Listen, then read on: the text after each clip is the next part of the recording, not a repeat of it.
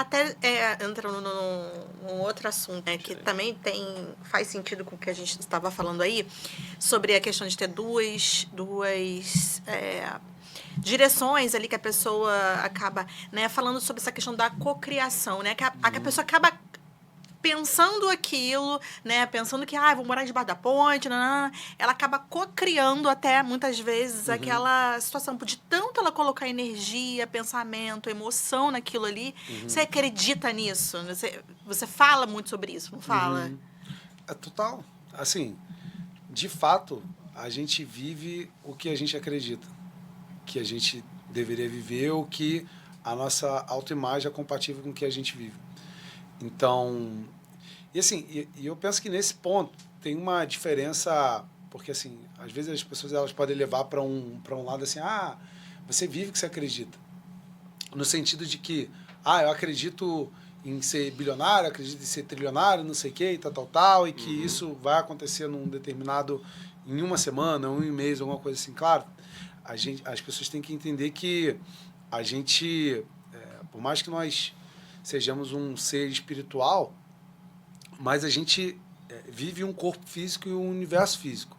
Assim, físico na nossa interpretação, porque segundo a física quântica, nada disso aqui é matéria, né, de fato. Né? Então, 99% do que a gente tá tudo aqui ao nosso redor é vazio e tem uma porrada de elétron aí vibrando pra caramba aí numa velocidade que os nossos olhos não conseguem perceber e faz parecer que essa mesa, de fato, ela é de madeira maciça. Né? E se eu bater a mão aqui, eu sinto a madeira de fato, mas é uma criação, essa dor aqui do meu cérebro, enfim.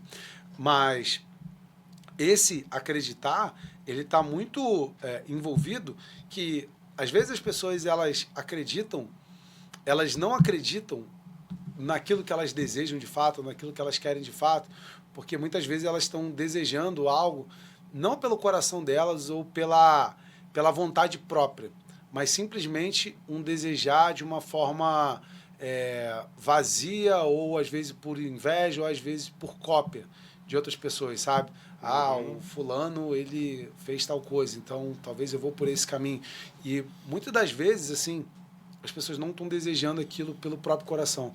E é bem provável que qualquer pessoa que ouvir isso aqui vai perceber isso, que tudo que cada um de nós desejou de fato pelo coração, de querer muito alguma coisa, é muito provável que todas as pessoas tenham conseguido. Tudo que ela desejou, de fato, pelo coração.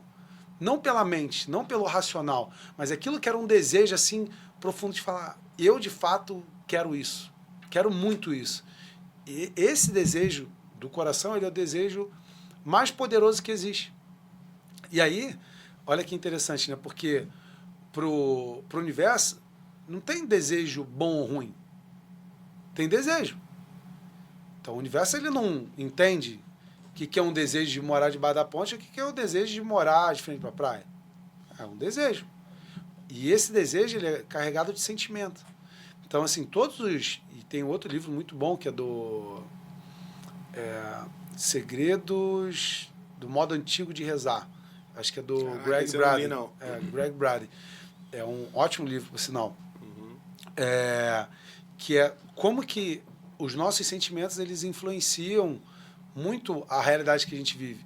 Então, por exemplo, igual essa pessoa de ficar sem dinheiro, de ser desempregado, morar debaixo da ponte e tal. Se a pessoa começa a sentir muito isso, ela começa meio que a acreditar tanto nisso a ponto de quase que ela deseja isso. Ela começa a cristalizar a imagem, começa a passar filmes, ela começa a ter sentimentos de que aquilo ali é uma realidade para ela. Então, assim, ela está fazendo uma visualização perfeita. Só que de uma forma que vai levar a um objetivo desejado dela. Não que é um objetivo não desejado.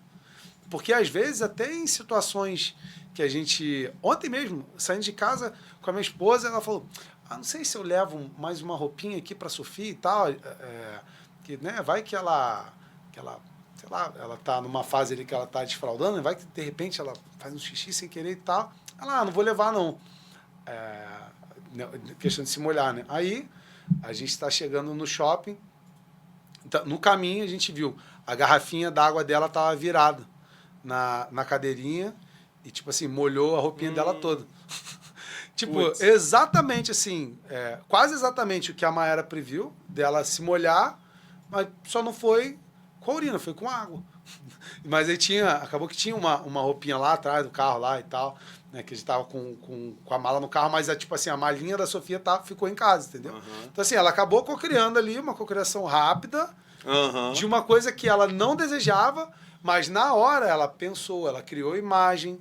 Para ela ter pensado da Sofia com a roupinha molhada, ela criou uma imagem da Sofia com a roupinha molhada, entendeu? Então tudo que a gente pensa, a gente cria imagens. Absolutamente tudo.